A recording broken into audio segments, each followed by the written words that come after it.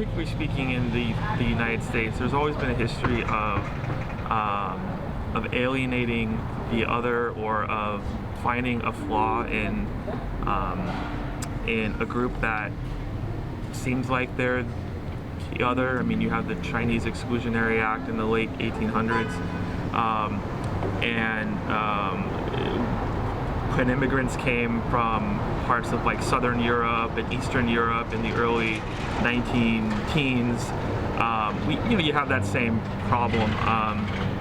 And I think, obviously there's this idea of scapegoating, and that's been, unfortunately, that's been a part of the American experience. I don't think that defines the American experience, but it is what, we as a country have to struggle with. Of course, historically, World War II was the classic example with Japanese Americans, right? When Franklin Delano Roosevelt issued Executive Order 9066, 120,000 Japanese Americans were sent to concentration camps. 2/3 were American-born, right? American citizens. And the research was clear. There was no evidence of spying, but it was done.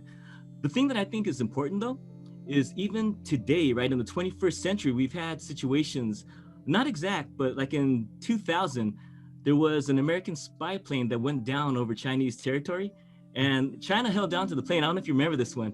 And so they're holding on to the plane, and America was demanding it back. And people started to call in to talk shows saying, we should do to the Chinese Americans what we did to the Japanese Americans. We should put them in camps. And so it hasn't disappeared, right?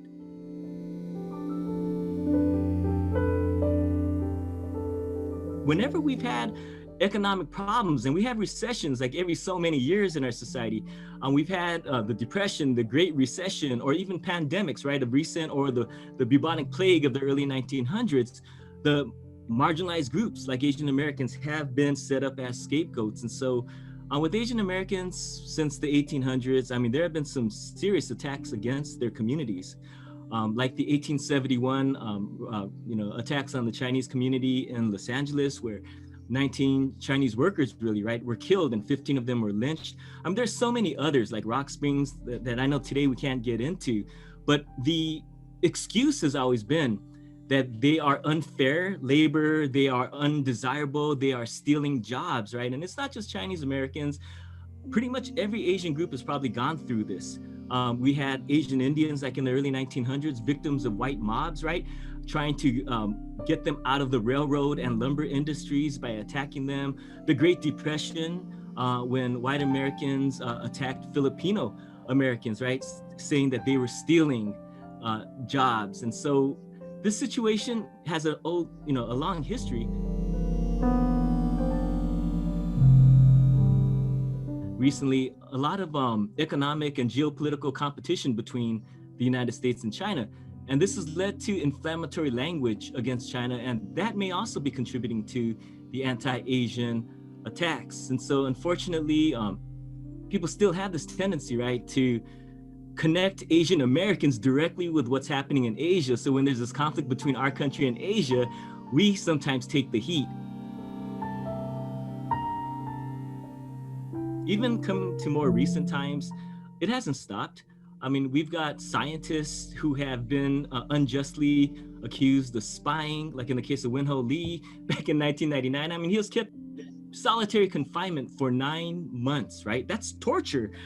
To finally be, of course, exonerated because there's no evidence. But even recently, I was reading about a couple cases from 2014, 2015, where scientists were accused again of spying for China because they were Chinese American scientists. And so I think this relates to the stereotypes, right, that have been applied to Asian Americans. Like in this case, I think it's like the yellow peril stereotype, that somehow or another we're a threat to Western civilization, and we're here to somehow infiltrate on behalf of these Asian powers, and that we can never be fully assimilated. We're always somehow perpetual foreigners. Yeah, it's sad. It's so ignorant, but some people unfortunately buy into this.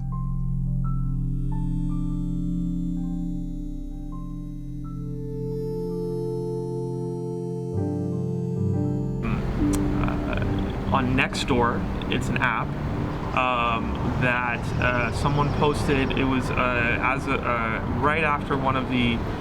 It was a pretty horrendous attack on an AAPI individual who was in the military and was just walking down the street and was attacked. And so it was in response to that.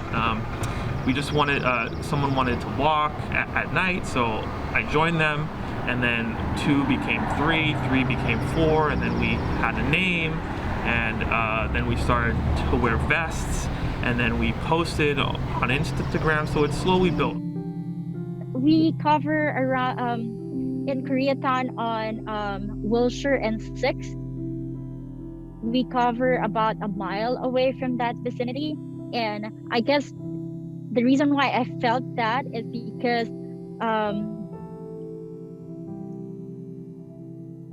it's a very diverse part of Koreatown where I live in, very much diverse. You go around and you see people in every walks of life and every color you can imagine. And so to feel that way, that someone is out there to get us just because of our skin, just because of our eyes, and just the color of our hair, it just seemed preposterous for me. I look forward to just having engagement with people based on community. So these aren't people that I know through work. These aren't people that I know through a shared hobby. These aren't people that I'm dating. These are people that are in the community, and that's our common ground, is that we live in the same area. And you know, I think we need a little more of that in Los Angeles.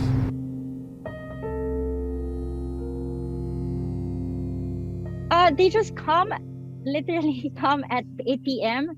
We have on our Instagram, we post where we meet.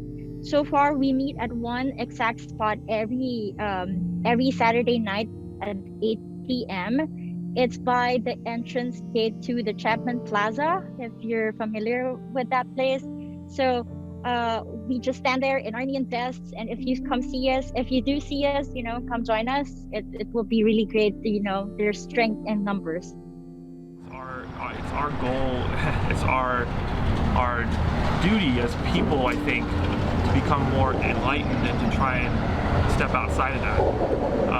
And I think the key to that is community. It's hard to hate the person who you live next to, and it's hard to hate the person who you know as a friend, because then they're made into a full human being, and then it's harder to hate them.